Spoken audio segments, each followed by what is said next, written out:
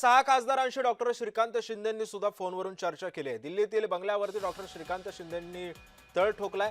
Doctor Shrikant शिंदेंच्या बंगल्याबाहेर माध्यमांनी गराडा घातलाय। 6 खासदारांचं अधिकृत पत्र काही वेळामध्ये सुद्धा जारी होणार आहे, विश्वसनीय सूत्रांनी जय महाराष्ट्राला माहिती दिली आहे। त्यामुळे श्रीकांत शिंदेंनी सुद्धा या खासदारांना फोन केलेला आहे अशी माहिती मिळते आहे। या ऑपरेशन टायगर संदर्भामध्ये श्रीकांत शिंदे दिल्लीमध्ये तळ ठोकून आहेत। त्यांच्याच बंगल्यावरती या खासदारांची एक बैठक सुद्धा झालेली होती जेव्हा एकनाथ शिंदे दिल्लीमध्ये होते।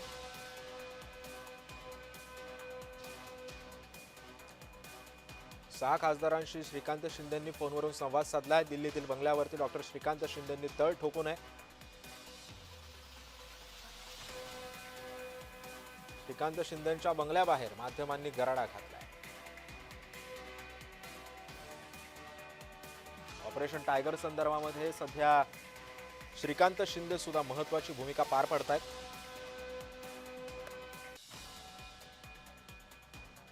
आणि या सगळ्या संदर्भामध्ये अधिक माहिती जाणून घेत माझा सहकारी शुभम उमाळे आपल्या सोबत आहे। शुभम, 6 खासदारांचं अधिकृत पत्र अगदी थोड्या वेळामध्ये जाहीर होत आहे।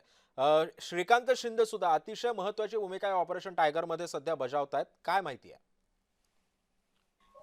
सिद्धेश, सूत्रांकडून अशी माहिती मिळत आहे की खासदार श्रीकांत शिंदे यांनी आता त्या सर्व सहा खासदारांसोबत फोनवरून चर्चा केलेली आहे। ज्यावेळेस व्हीप बजावण्यात आला होता आणि ज्यावेळेस खासदारांना भेटण्यासाठी बोलवलं होतं त्यावेळेस मात्र हे सगळे खासदार श्रीकांत शिंदे यांच्यासोबत दूरध्वनीमधून जे आहेत जोडले गेलेले होते आणि त्यांच्यासोबत श्रीकांत शिंदे यांनी संपर्क केलेला आहे। खरं तर त्याची विचारपूस करण्यात आलेली आहे आणि सांगितलं आहे की आम्ही अधिकृत पत्र जे आहे ते जाहीर करणार आहोत असं सांगण्यात आलेलं आहे। आदेश पालन करत काही तांत्रिक कारणामुळे शुभम तुझा आवाज मला येत नाहीये, त्यामुळे एकंदरीतच विश्वसनीय सूत्रांनी जय महाराष्ट्राला ही माहिती दिली। अधिकृत जी नावं आहेत ती आता थोड्याच वेळात प्रसिद्ध केली जातील। 6 खासदारांशी डॉक्टर श्रीकांत शिंदेंनी फोनवरून चर्चा केलेली आहे। दिल्लीमध्ये ते तळ ठोकून आहेत। ऑपरेशन टायगर संदर्भामध्ये एकनाथ शिंदेंची भूमिका तीच श्रीकांत शिंदेंनी त्यांच्या पावलावर पाऊल ठेवत ऑपरेशन टायगर अधिकाधिक यशस्वी करण्यासाठी आपलं योगदान द्यायला सुरुवात केलेली आहे।